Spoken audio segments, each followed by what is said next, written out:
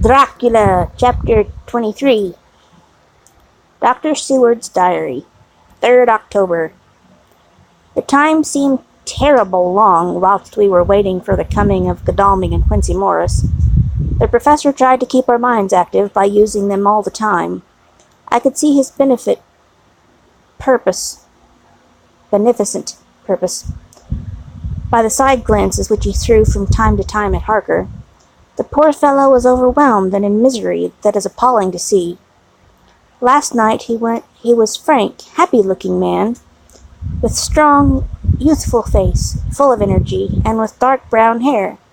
Today he is a drawn, haggard old man, whose white hair matches well with the hollow burning eyes and grief-written lines of his face. His energy is still intact. In fact, he is like a living flame. This may yet be his salvation, for, if all go well, it will tide him over the despairing period. He will then, in a kind of way, wake again to the realities of life. Poor fellow, I thought my own trouble was bad enough, but his— The professor knows this well enough, and is doing his best to keep his mind active. What he has been saying was, under the circumstances, of absorbing interest. So well as I can remember, here it is. I have studied over and over again, since they came into my hands, all the papers relating to this monster, and the more I have studied, the greater seems the necessity to utterly stamp him out. All through there are signs of his advance, not only of his power, but of his knowledge of it. As I learned from the researches of my friend Arminus of Budapest, he was in life a most wonderful man, soldier, statesman, and alchemist, which later was the highest development of the science knowledge of his time. He had a mighty brain, a learning beyond compare, and a heart that knew no fear and no remorse. He dared even to attend the Scholomance, and there was no branch of knowledge of his time that he did not essay. Well, in him the brain power survived the physical death, though it would seem that memory was not all complete. In some faculties of mind he has been, and is, only a child, but he is growing, and some things that were childish at first are now of man's stature. He is experimenting, and doing it well, and if it had not been that we had crossed his path, he may be yet, if we fail, the father or furtherer of a new order of beings, whose road must lead through death, not life. Harker groaned and said, "And this is all arrayed against my darling. But how is he experimenting? The knowledge may help us to defeat him." "He has all along, since his coming, been trying his power. Slowly but surely, that big child brain of his is working. Well, for us it is, as yet, a child brain. For had he dared at the first to attempt certain things, he would long ago have been beyond our power. However, he means to succeed, and a man who has centuries before him can afford to wait and go slow. Festina lente may well be his motto." "I fail to understand," said Harker wearily. "Oh, do be more plain to me. Perhaps grief and trouble are dulling my brain." The professor laid his hand tenderly on his shoulder as he spoke. "Ah, my child, I will be plain. Do you not see how of late this monster has been creeping into knowledge experimentally? How he has been making use of the zoophagous patient to effect his entry into friend John's home, for your vampire, though in all afterwards he can come when and how he will, must at the first make entry only when asked thereto by an inmate. But these are not his most important experiments. Do we not see how at first all these so great boxes were moved by others? He knew not then, but that must be so. But all the time that so great child brain of his was growing, and he began to consider whether he might not himself move the box. So he began to help, and then, when he found that this be all right, he tried to move them all alone, and so he progressed, and he scattered these graves of him, and none but he know where they are hidden. He may have intended to bury them deep in the ground, so that only he use them in the night, or at such time as he can change his form. they do him equal well, and none may know these are his hiding place. But, my child, do not despair. This knowledge come to him just too late. Already all of his lairs but one be sterilized as for him, and before the sunset this shall be so. Then he have no place where he can move and hide. I delayed this morning that we might be sure. Is there not more at stake for us than for him? Then why we not be even more careful than him? By my clock it is 1 hour, and already, if all be well, friend Arthur and Quincy are on their way to us. Today is our day, and we must go sure, if slow, and lose no chance. See, there are 5 of us when those absent ones return. Whilst he was speaking, we were startled by a knock at the hall door, the double postman's knock of the telegraph boy. We all moved out to the hall with one impulse, and Van Helsing, holding up his hand to us to keep silence, stepped to the door and opened it. The boy handed in the dispatch. The professor closed the door again, and after looking at the direction, opened it and read aloud. Look out for D. He has just now, 12:45, come from Carfax hurriedly and hastened toward the south. He seems to be going the round and may want to see you, Mina. There was a pause, broken by Jonathan Harker's voice. Now, God be thanked, we shall soon meet. Van Helsing turned to him quickly and said, God will act in his own way and time. Do not fear, and do not rejoice as yet, for what we wish for at the moment may be our undoings. I care for nothing now, he answered hotly, except to wipe out this brute from the face of creation. I would sell my soul to do it. Oh, hush, hush, my child, said Van Helsing. God does not purchase souls in this wise, and the devil, though he may purchase, does not keep faith. But God is merciful and just, and knows your pain and your devotion to that dear Madam Mina. Think you how her pain would be doubled did she but hear your wild words. Do not fear any of us. We are all devoted to this cause, and today shall see the end. The time is coming for action. Today this vampire is limit to the powers of man. Until sunset he may not change. It will take him time to arrive here. See, it is 20 minutes past 1, and there are yet some time before he can hither come. But he never so quick. What we must hope for is that my Lord Arthur and Quincy arrive first. About half an hour after we had received Miss Harker's telegram, there came a quiet, resolute knock at the hall door. It was just an ordinary knock, such as is given hourly by thousands of gentlemen, but it made the professor's heart and mine beat loudly. We looked at each other, and together moved out into the hall. We each held ready to use our various armaments, the spiritual in the left hand, and the mortal in the right. Van Helsing pulled back the latch, and, holding the door half open, stood back, having both hands ready for action. The gladness of our hearts must have shone upon our faces when, on the step, close to the door, we saw Lord Godalming and Quincy Morris. They came quickly in and closed the door behind them, the former saying, as they moved along the hall, Is it all right? Oh, it is all right. We found both places, 6 boxes in each, and we destroyed them all. Destroyed? Asked the professor. For him. We were silent for a minute, and then Quincy said, There's nothing to do but wait here. If, however, he doesn't turn up by 5 o'clock, we must start off, for it won't do to leave Miss Harker alone after sunset. He will be here before long now, said Van Helsing, who had been consulting his pocketbook. Nota bene, in Madame's telegram, he went south from Carfax. That means he went to cross the river, and he could only do so at slack of tide, which should be something before 1 o'clock. That he went south has a meaning for us.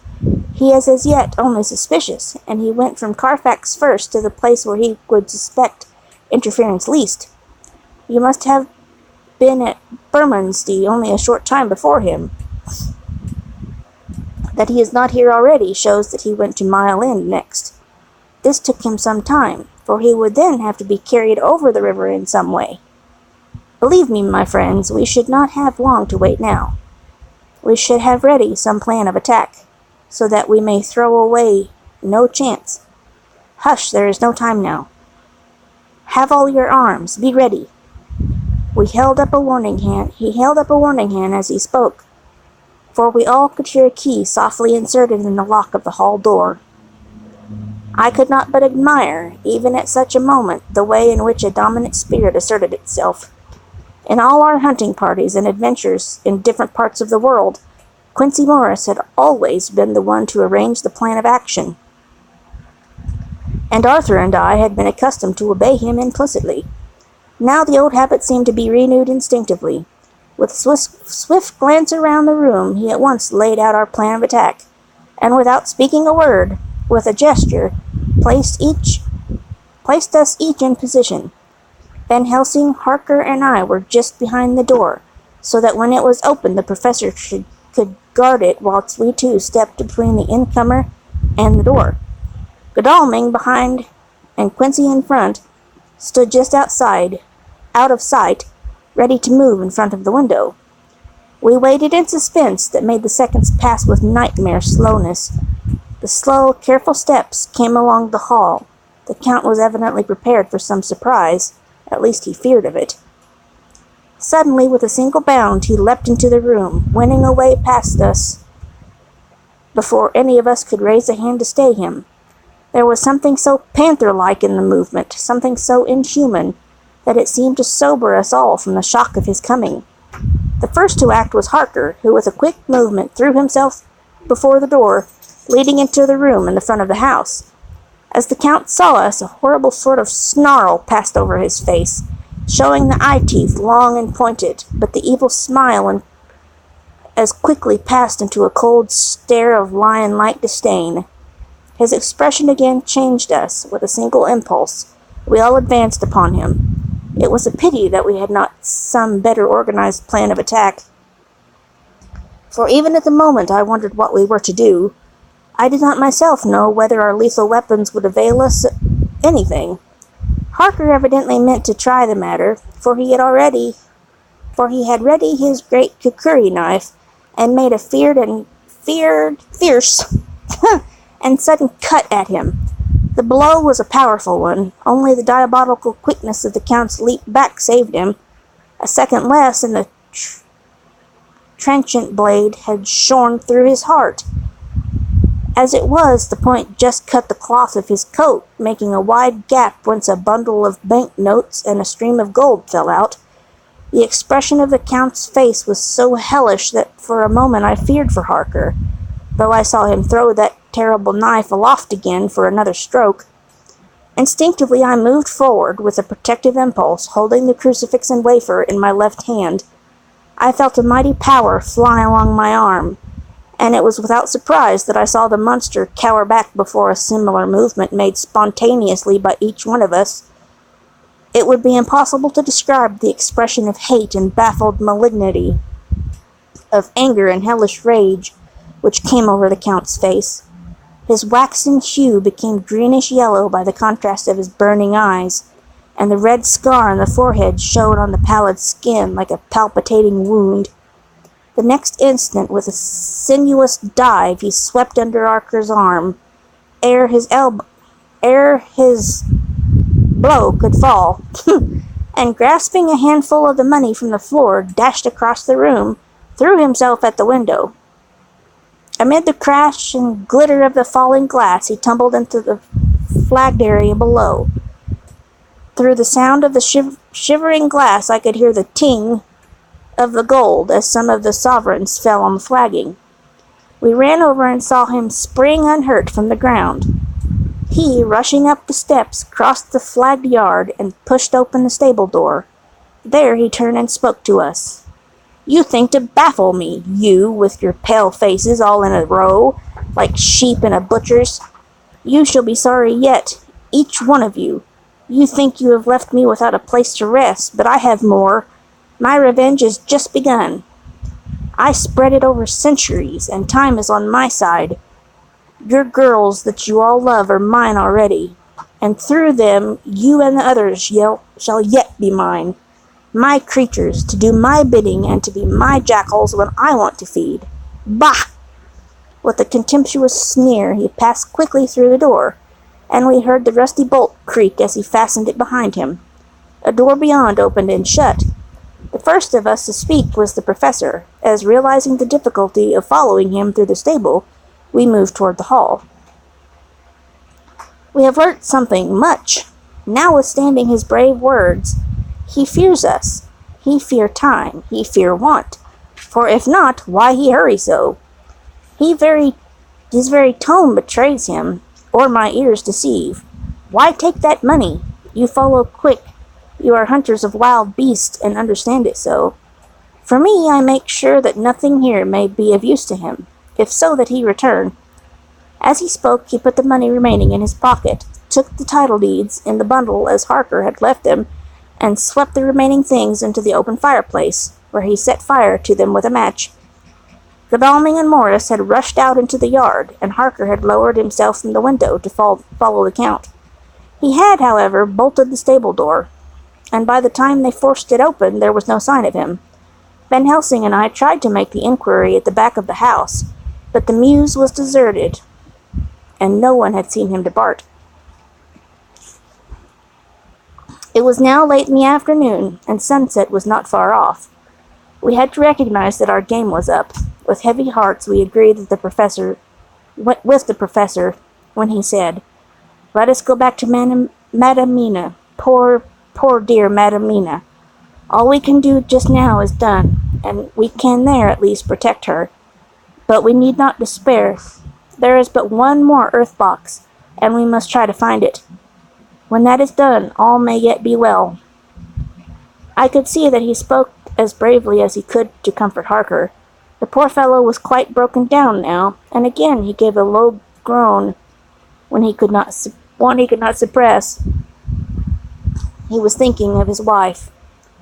With sad hearts we came back to my house, where we found Miss Harker waiting us, with an appearance of cheerfulness which did honor to her bravery and unselfishness. When she saw our faces, her own became as pale as death.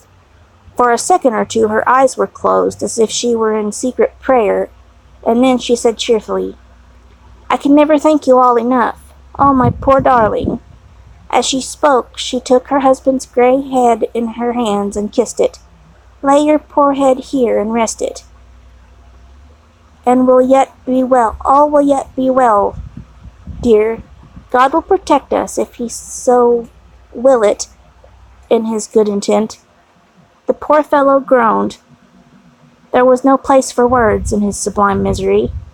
We had a sort of perfunctory supper together, and I think it cheered us all up somewhat.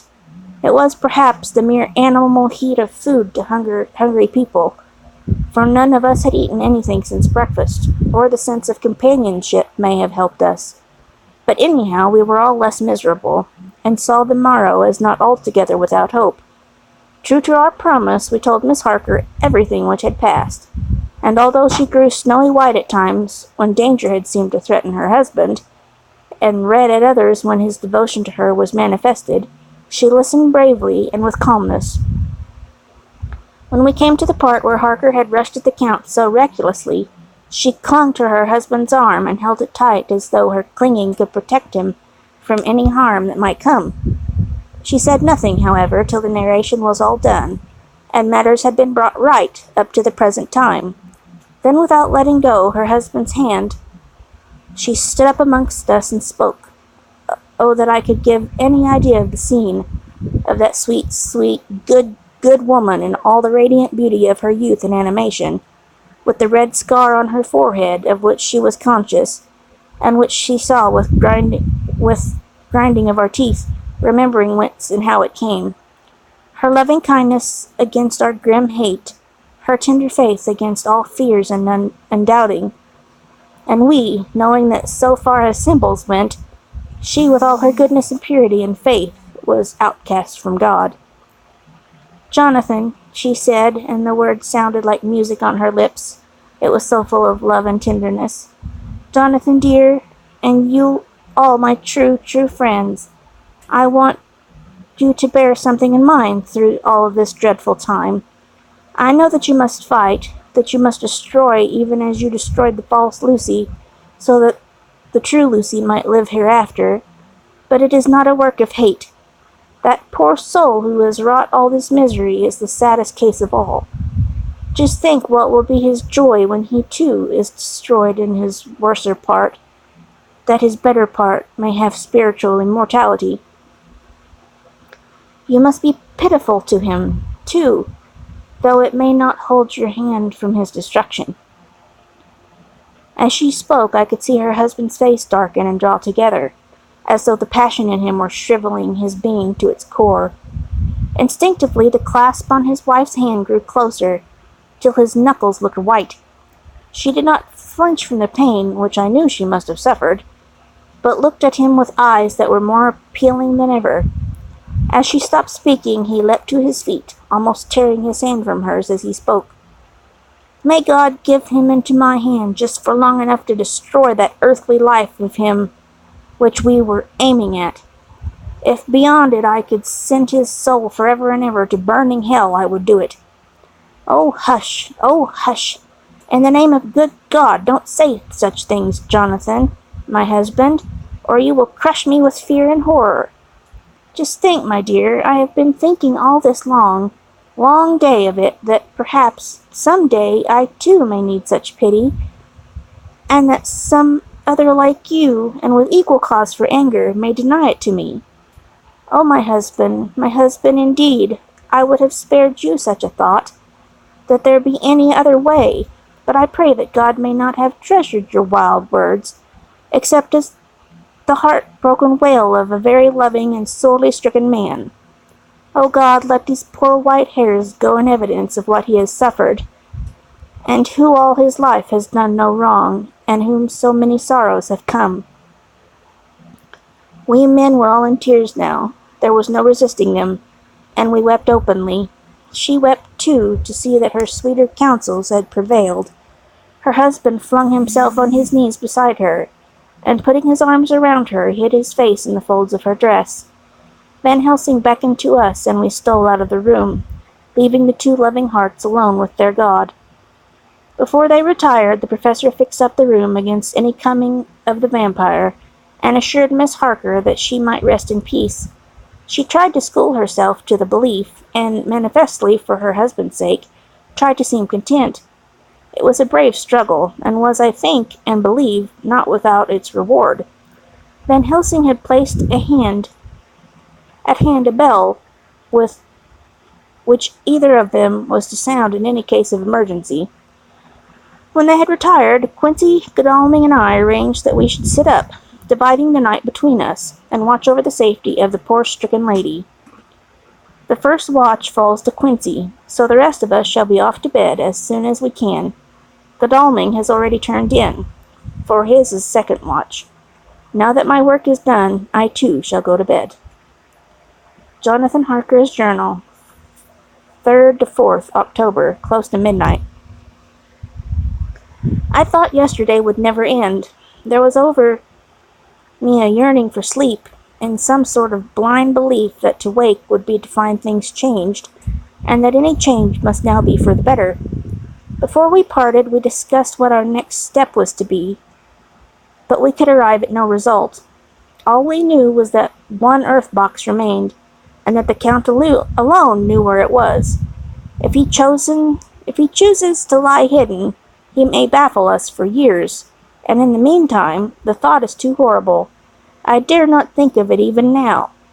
This I know, that if ever there was a woman who was all perfection, that one is my poor wronged darling. I know her 1,000 times more for her sweet pity of last night, a pity that made my own hate of the monster seem despicable. Surely God will not prevent the world to be poorer by the loss of such a great creature. This is hope to me. We are all drifting reefwards now, and faith is our only anchor. Thank God, Mina is sleeping, and sleeping without dreams. I fear what her dreams might be like, with such terrible memories to ground them in. She has not been so calm within my seeing since the sunset. Then for a while there came over her face a repose which was like spring after the blasts of March. I thought at the time that it was the softness of the red sunset on her face, but somehow now I think it is a deeper meaning. I am not sleepy myself, though I am weary. Weary to death. However, I must try to sleep, for there is tomorrow to think of, and there is no rest for me until... Later, I must have fallen asleep, for I was awakened by Mina, who was sitting up in bed with a startled look on her face. I could see easily, for we did not leave the room in the darkness. She had placed a warning hand over my mouth, and now she whispered in my ear, "Hush, there was someone in the corridor." I got up softly, and crossing the room, gently opened the door. Just outside, stretched on a mattress, lay Mr. Morris, wide awake. He raised a warning hand for silence as he whispered to me, "Hush, go back to bed. It is all right. One of us will be here all night. We don't mean to take any chances." His look and gesture forbade discussion, so I came back and told Mina. She sighed, and positively a shadow of a smile stole over her poor, pale face as she put her arms around me and said softly, "Oh, thank God for good, brave men." With a sigh, she sank back again to sleep. I write this now as I am not sleepy, though I must try again. 4th October, morning. Once again during the night I was awakened by Mina. This time we had all had a good sleep, for the gray of the coming dawn was making the windows into sharp oblongs, and the gas flame was like a speck rather than a disk of light. She said to me hurriedly, "Go, call the professor. I want to see him at once." "Why?" I asked. "I have an idea. I suppose it must have come in the night, and matured without my knowing it. He must hypnotize me before the dawn, and then I shall be able to speak. Go, quick, dearest, the time is getting close." I went to the door. Dr. Seward was resting on the mattress, and seeing me, he sprang to his feet. "Is anything wrong?" he asked in alarm. "No," I replied, "but Mina wants to see Dr. Van Helsing at once." "I will go," he said, and hurried into the professor's room. And 2 or 3 minutes later, Van Helsing was in the room, in his dressing gown, and Mr. Morris and Lord Godalming were there with Seward at the door, asking questions. When the professor saw Mina, a positive smile, ousted the anxiety of his face. He rubbed his hands as he said, "Oh, my dear Madam Mina, this is indeed a change. See, friend Jonathan, we have got our dear Madam Mina, as of old, back to us today." Then turning to her, he said cheerfully, "And what am I to do for you? For at this hour you do not want me for nothings." "I want you to hypnotize me," she said. "Do it before the dawn, for I feel that then I can speak, and speak freely. Be quick, for the time is short." Without a word, he motioned her to sit up in the bed. Looking fixedly at her, he commenced to make passes in front of her, from over the top of her head downward, with each hand in turn. Mina's gazed at him fixedly for a few minutes, during which my own heart beat like a trip-hammer, for I felt that some crisis was at hand. Gradually her eyes closed, and she sat stock still. Only by the gentle heaving of her bosom could one know that she was alive. The professor made a few more passes, and then stopped, and I could see that his forehead was covered with great beads of perspiration. Mina opened her eyes, but she did not seem the same woman. There was a faraway look in her eyes, and her voice had a sad dreaminess, which was new to me. Raising his hand to impose silence, the professor motioned to me to bring in the others. They came on tiptoe, closing the door behind them, and stood at the foot of the bed, looking on. Mina appeared not to see them. The stillness was broken by Van Helsing's voice, speaking in a low, level tone, which would not break the current of her thoughts. "Where are you?" The answer came in a neutral way. "I do not know. Sleep has no place it can call its own." For several minutes there was silence. Mina sat rigid, and the professor stood staring at her fixedly. The rest of us hardly dared to breathe. The room was growing lighter, without taking his eyes from Mina's face. Dr. Van Helsing motioned for me to pull up the blind. I did so, and the day seemed just upon us. A red streak shot up, and a rosy light seemed to diffuse itself through the room. On the instant the professor spoke again. Where are you now?" The answer came dreamily, but with intention. It were as though she was interpreting something. I have heard her use the same tone when reading her shorthand notes. "I do not know. It is all strange to me." "What do you see?" "I can see nothing. It is all dark." "What do you hear?" I could detect the strain in the professor's patient voice. "The lapping of water. It is gurgling by, and little waves leap. I can hear them on the outside." "Then you are on a ship?" We all looked at each other, trying to glean something each from the other. We were afraid to think. The answer came quick. "Oh, yes." "What else do you hear?" "The sound of men stamping overhead as they run about. There is a creaking of a chain, and the loud tinkle as the check of the capstan falls into the ratchet." "What are you doing?" "I am still. Oh, so still. It is like death." The voice faded away into a deep breath as of one sleeping, and the open eyes closed again. By this time the sun had risen, and we were all in the full light of day. Dr. Van Helsing placed his hand on Mina's shoulders and laid her head down softly on her pillow. She lay like a sleeping child for a few moments, and then with a long sigh awoke and stared in wonder to see us all around her. "Have I been talking in my sleep?" was all she said. She seemed, however, to know the situation without telling, though she was eager to know what she had told. The professor repeated the conversation, and she said, "Then there is not a moment to lose. It may not be yet too late." Mr. Morris and Lord Godalming started for the door, but the professor's calm voice called them back. "Stay, my friends. That ship, wherever it was weighing anchor whilst she spoke. There are many ships weighing anchor at the moment in your so great port of London. Which of them is it that you seek? God be thanked that we have once again a clue, though whither it may lead us we know not. We have been blind somewhat, blind after the manner of men, since when we can look back when we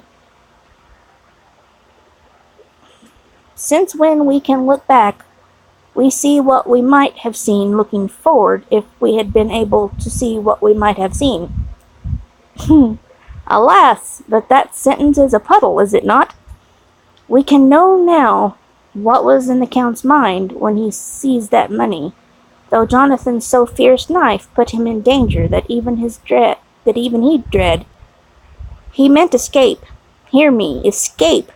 He saw that with but one earth box left, and a pack of men following like dogs after a fox, this London was no place for him.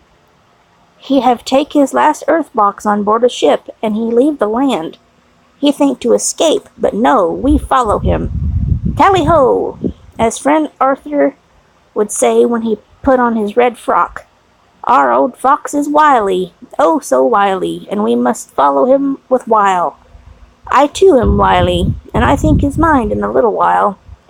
In meantime we may rest and in peace, for there are waters between us, which he do not want to pass, and which he could not if he would, unless the ship were to touch the land, and then only at full or slack tide. See, and the sun is just rose, and all day to sunset is to us. Let us take bath and dress and have breakfast, which we all need, and which we can eat comfortably, since he be not in the same land with us." Mina looked at him appealingly as she asked, "But why need we seek him further when he is gone away from us?" He took her hand and patted it as he replied, "Ask me nothings as yet. When we have breakfast, then I answer all questions." He would not say more, and we separated to dress. After breakfast, Mina repeated her question. He looked at her gravely for a minute, and then said sorrowfully, "Because, my dear Madam Mina, now more than ever we must find him, even if we have to follow him to the jaws of hell." She grew paler and asked faintly, "Why?" "Because," he answered solemnly, "he can live for centuries, and you are but mortal woman. Time is now to be dreaded, since once he put that mark upon your throat." I was just in time to catch her as she fell forward in a faint.